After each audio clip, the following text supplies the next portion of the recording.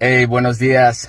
Otra vez aquí llegando al gimnasio. Casi se me olvida postear contenido el día de hoy, pero lo hago porque es algo también que quiero mejorar. Y pues bueno, mientras estaba pensando en lo que quería decir, me acordé que casi no me gusta postear en social media porque casi no me importa. Como, no sé, no es algo que digas tú que, ay, quiero postear y contenerme. No, la verdad no, esto es nuevo para mí.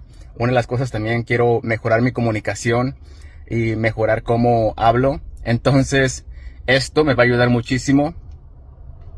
Quiero que mejore mi dicción, quiero que mejore mi pronunciación y y comunicarme mejor así del todo. Si tienen tips de cómo mejorar, díganmelo. Ya estoy leyendo, también ya empecé a escribir. Ahora solamente me falta crear contenido y hablarlo. Gracias.